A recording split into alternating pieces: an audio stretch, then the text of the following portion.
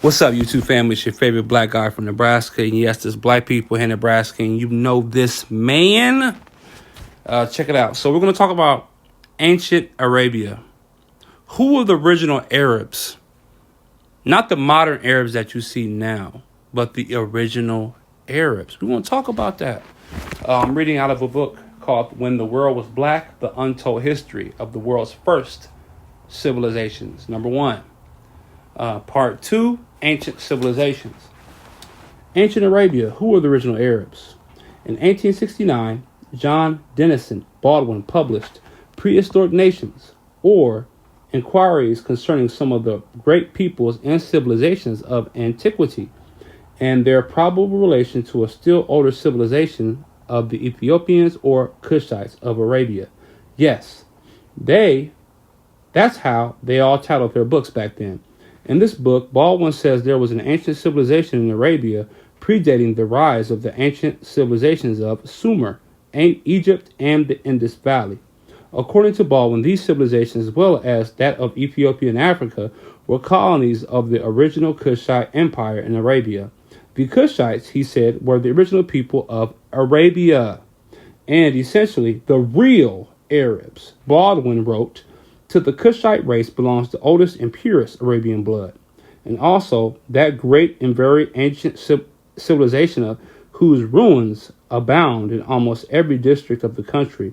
The South Arabs represent a residue of Hamitic, the progenitor of dark races, populations which at one time occupied the whole of Arabia." In this seminal work, Black Arabia, Dr. Wesley Muhammad addresses many of these controversies, demonstrating that Arabia and Ethiopia shared a common civilization, a cultural complex he names Afrabia, that the first Arabs and earliest Muslims were black until an Aryan took over around 750 AD. Now, the modern Arabs are Aryan races, and that most of the classic world, as documented in sources from Europe, China, and India, regarded the Arabs as early Muslims as black people. Early Muslims as black people. The original Arabs themselves saw dark skin as a marker of authenticity and considered pale skin as a sign they weren't a real Arab. Baldwin, too, distinguished between the Ethiopian forebears of Arabian civilization and the people who would later occupy the region, saying Semitic people are comparatively modern in Arabia, who have appropriated the reputation of the old race. Other writers, however, have found considerable traces of the original black presence in many modern Arab populations. For example, one early study notes, among these Negroid features, which may be counted normal in the Arabs, are the full, rather averted lips, shortness and width of nose, certain blanks in the bearded areas of the face between the lower lip and chin and on the cheeks, large, luscious, gazelle-like eyes, a dark brown complexion, and a tendency for the hair to grow in ringlets. Often the features of the more Negroid Arabs are derivatives of Dravidian India rather than inheritances of Hamitic Africa. Although the Arab of today is sharply differentiated from the Negro of Africa, yet there must have been a time when both were represented by a single ancestral stock. In no other way can the prevalence of certain Negro features be accounted for in the natives of Arabia. Grafton Elliott Smith also noted that the connections between the ancestors of the Egyptians and the first Arabians.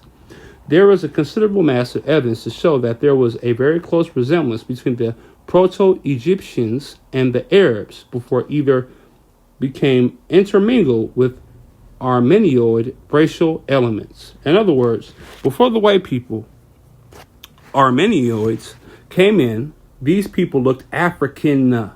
In 1948, a British oil survey in Iraq reported in Arabia, the first inhabitants were probably a dark-skinned, shortish population intermediate between the African Hamites and the Dravidians of India, and forming a single African-Asiatic belt with these.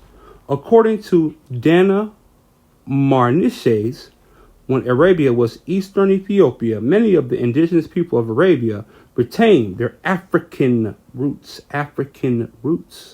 She explains that to this day, the indigenous people of the Tehama region of southwest Arabia still live in beehive huts common to Ethiopia as late as the 11th century. At least the southern Tehama from Mecca southwards was called Kush.